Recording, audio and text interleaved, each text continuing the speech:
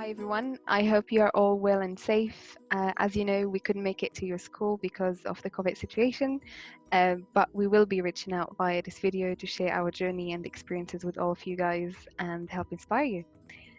So I'm Lamia Green. I'm a graduate bridge engineer at Arcadis. I've been working for a couple of years now, and our team includes me, Ross, and Avi, and I'll just let them introduce themselves.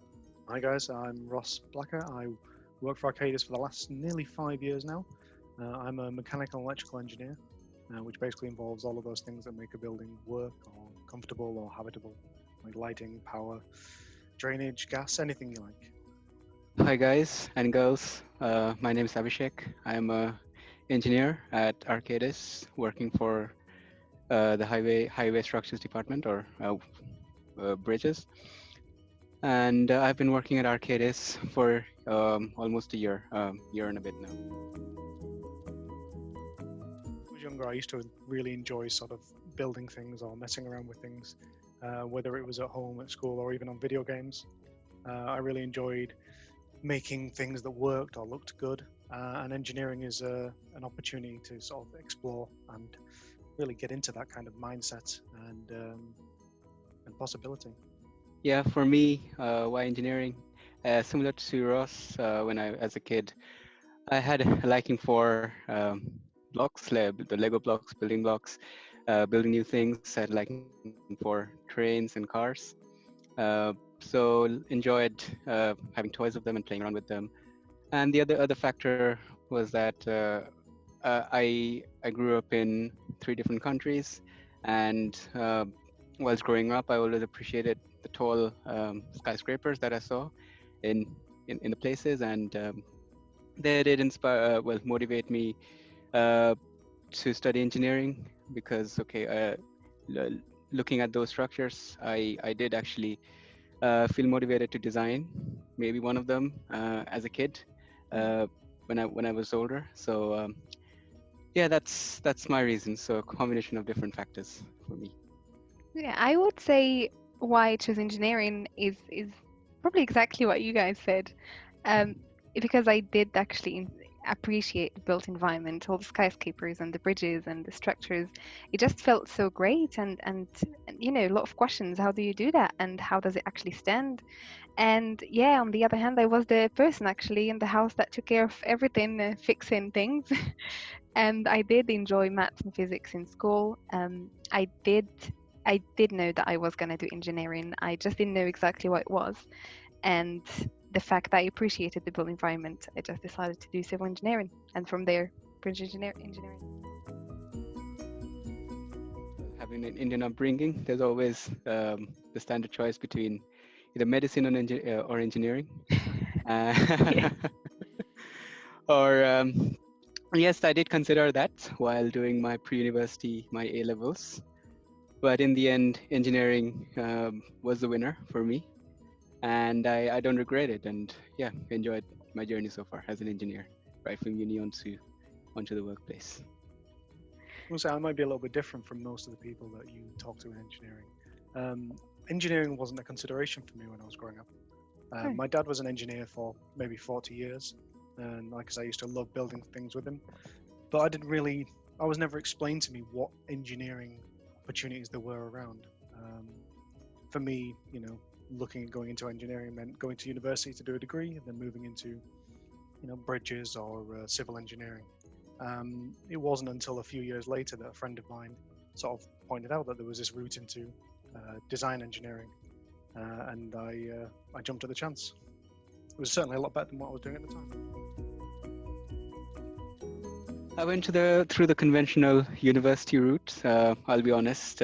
That's when I was a school student, I thought, okay, that's probably the only way to get into engineering. So that's the way I took.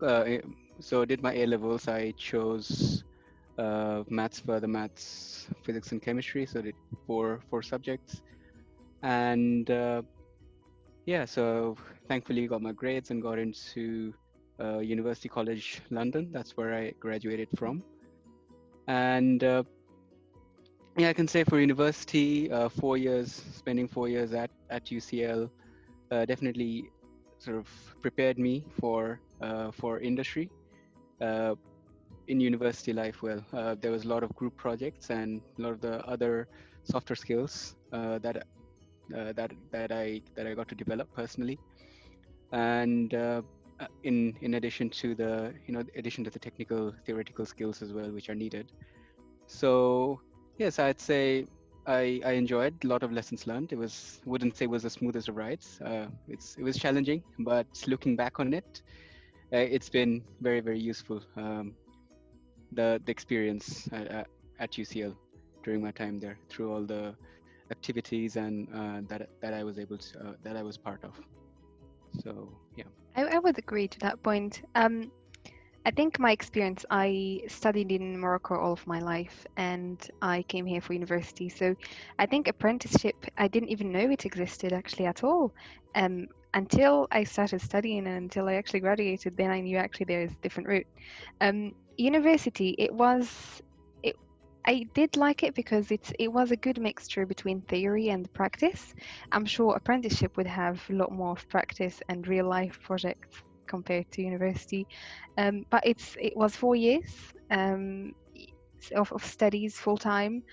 We did have quite a lot of projects, and I did do internships during my time at university. As you said, it was challenging at some points, but it was very rewarding. We made like some of the best friends that we have so far. I made them in uni. We did a lot of theory, so understanding what's behind the structures and how things work and materials, and it has like a life and the environment of its own. Yeah, and during uni, I did one internship one summer in a theatre, which was really interesting, and I guess I'll cover that in the next point. Like a lot of you guys, when I finished my A levels, I saw going to university as the only sort of good option, I suppose you might say, or the only right option. Apprenticeships wasn't really explained to me. I didn't know much about them. I didn't know the variety that were out there. For me, an apprenticeship in construction meant, working as an electrician or a plumber or as a bricklayer or something like that. Something where you're on the site and you're using your hands daily and you're doing the actual physical work. Yeah. It wasn't until sort of I went to university and I did a degree that had nothing to do with construction, just in a field that I wanted to look into. It wasn't particularly sort of a career that I wanted to look into either. It wasn't until a few years after that that I was told by my friend who got a job in this engineering company that they have apprenticeships. And I thought, that sounds great. Now, I know a lot of the guys will talk about university and they'll say that it's great because you go there, you do the theory, the practical, and then you come into the industry with a good sort of understanding. Joining as an apprentice, you literally from day one, you are doing the work. You're trained on the job, you're given all the opportunities to learn. The company will pay for you to go to college and university, and they'll also pay you at the same time. So really, it's a win-win. University is definitely not the only option out there if you're not wanting to try it. Definitely, I totally agree with that. And only after you actually graduate and start working that you see that there is a lot more to learn than what you've studied in uni. Yeah, and I absolutely. would definitely recommend with the uni route to try and do internships throughout, just to see how things actually work in real life. Yeah, that's very true. Internships are very valuable during uni life, and yeah, I mean, stuff that you learn at internships, it's quite applicable when you spend the summer at a company and you come back and do your assignments or group activities. A lot of things that well, for me at least, I learned that I could apply and do things better when I came back. So yeah, definitely a win-win situation doing an internship as part of the degree. The 2 months or 8 weeks of internships in the UK is a very very valuable time if one can land one. We do design, assessment and management of bridges, and what that means is that you design new structures. So you literally just find how a structure would stand and make sure that it doesn't fall down. We do have quite a lot of projects in many places. I was involved in a bridge in Guinea, been involved in a few bridges here, and part of the Lower Thames Crossing scheme, which is quite an interesting one as well. During my university, my internship was one of the most valuable internships I actually did. It was at a theatre designed by Hadid. It was extremely complex. I will show it on the screen. But it was really complex with a lot of curves and waves. And you think, how would this actually stand? It looks a bit, not very straightforward. So going there and checking all the drawings and seeing what concept was structural concept that was behind it for it to stand, that was very inspiring. And going and checking the reinforcement and the concrete and everything that's practical instead of just the theory on paper, that made things a lot clearer. You could understand what actually you've studied, and it becomes a lot more concrete. Day-to-day job, we use a lot of softwares for design. We do a lot of drawings, writing reports. I would say, yeah, that's what my day-to-day tasks involve, really. Yeah, I'd say the same thing. Agree with Lamia. Fundamental thing of our day-to-day job is problem solving through different projects, different schemes.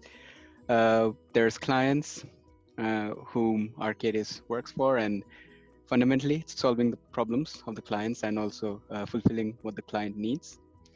And part of that fulfilling what the client needs that we submit to client is drawings and reports, so written documents and drawings. And yeah, throughout my working life, I've been part of a range of projects, design of bridges, assessments. There was one project that currently I'm working on HS2, which is also one of my favorite projects. Another one that I worked on earlier in a different company was being part of design of a 22-kilometer sea bridge over the western Indian coast of Mumbai. And as a young engineer, this was definitely a project that I wanted to be part of when I graduated. So that was a personal ambition of mine, and certainly I enjoyed being part of it, and also learning from my seniors who I worked with as well. So yeah, so that's what I can say about the day-to-day stuff. As a mechanical and electrical engineer, I get involved in pretty much everything. And something I'd like to touch on is that, just because you work in one particular discipline or area of engineering doesn't mean you don't get involved in all the other ones. So we work as Arcadis and with these guys here very closely with the other disciplines. So these guys will build the bridges, I'll build the buildings, and then I'll go in afterwards and work out what needs to be put in. So my day-to-day jobs, might involve going to site to see the structure that's been built or to see the existing structure, work out what can be done, what restrictions there might be on site, any way that we can sort of get our design to work and make the client happy. And I've worked on some fantastic projects over the last few years. Everything from, rail stations like Crossrail, all the way through to massive engineering factories for Jaguar Land Rover. So there's some really interesting projects out there, and you're never going to be stuck on just one or two types. There's always something out there. I agree. Actually, you just reminded me of one of the other reasons I chose engineering. I do like a variety of things, and I thought that engineering would offer me that. You always work on different projects, and you work with different disciplines, and there's always something new to learn, and there's always something new that comes up in a project that you have to do the research about. So yeah, that was one of the other points actually why I chose it. Yes, also extending on the point of diversity, working with different disciplines and all the diverse option that engineering provides. In addition to working with different disciplines, I feel that during my degree and my professional life, I was able to interact and collaborate with a lot of people from around the world. So again, collaborate with a much more global workforce. So engineering can give you the global perspective with regards to working with people. And again, you can learn not only through the projects as well, as Lamia said, and also from other people, how people from different parts of the world operate, how they carry out, how they solve engineering problems. So it's again, it's a learning point as well, and of course we can exchange knowledge and ideas, working with the diverse workforce. Yeah, a lot of what these guys say is right, and in engineering you do tend to work quite closely with your colleagues, and you do tend to work on structures and buildings, but that's not the entire part of engineering. For example, I would spend quite a lot of my time nowadays, I wouldn't say playing, but testing with new technology. Things like scanning on site to take really detailed photos or really detailed models, or building models in game engines, so that we can show clients and they can walk around them. Testing with virtual reality, so we have a headset, which I think you can see in the corner just over there, so you can walk around models and you can see what it's going to look like before it's even been built. So you don't have to just work solely in engineering. There are so many routes into engineering. Totally agree. I guess no matter who you are, you will find something that you like. I think a big one, where you are in your life right now, is don't feel like you have to make a final decision on what you want to do when you go forward. There's always options out there. If you don't feel like university is your thing, and then look at other options around. If you do want to go to university, don't get worried about being stuck in one particular field. You can always move across, find out other areas, even diversify within that particular field. Engineering is a massive umbrella of tasks and disciplines and actions. There's plenty out there for anyone. No, just agreeing with Ross as well. It gives something that studying engineering is beneficial for, is it gives you a lot of options in terms of where you what you want to do and where you want to be. I've had friends at university who have studied engineering and moved into some different disciplines altogether. They've changed industries, or some friends who have continued into engineering. So it's not just the actual knowledge, you also gain the softer skills as well, people skills, working in this discipline, which is handy or useful not only in engineering but in also other professional other professions as well. So yes, studying engineering definitely gives you options in order to diversify within engineering and outside of it as well, because of the skills that you gain. Yeah, I you're agree. absolutely right. Yeah, and the other thing I would say is, if you like playing with computers, if you like building things, if you like designing something just for the fun of it, then working in engineering is as rewarding as you're going to find. You won't necessarily spend all your time with a calculator and a pen and paper trying to work things out. A lot of what we do is digital. A lot of what we do is building models and building fantastic looking structures virtually, just so that you can test your designs and test what it looks like. And that for us is where a lot of the future is going to be. So you guys coming out of school soon, you've got the opportunity really to definitely overtake us in a few years. I agree. Actually, the digital revolution is just getting started, isn't it? It really is. In the near future, things will change quite a bit, and computers are very well involved. I did try the headsets, the virtual reality, and it's amazing actually how you can experience something before it's been built. It's a big step. Yeah, I guess advice and tips from me. I would say, as you said, Ross, don't stress out about what you want to choose.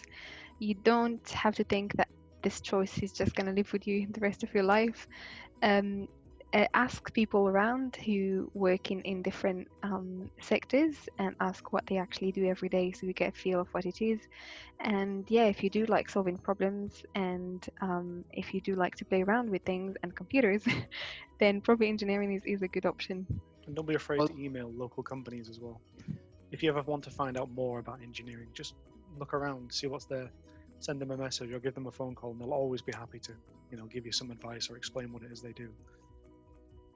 That's true. Yeah, also I'd say at your age, it's important that you ask yourself as students that what you want to be, or you need to just ask yourself that who you want to be, and do something that you're passionate about. I think having that passion is very, very important as a student and going on into university or whatever route that you want to take. So ask yourself the simple question: what are you passionate about? And then, if you follow your passion, you will have a good life going forward. That's for sure. Yep, I echo that. Right, well, I guess I'll bring this to an end. Thank you, Ross and Avi, very much for sharing your experiences and our journeys. I do hope that students and young not engineers, but probably future engineers that will see this video will take something from it. So yeah, thanks a lot, and hopefully we'll see you face to face once this situation is over. Right. Thanks very much. Thank you. Thanks, guys. Thanks.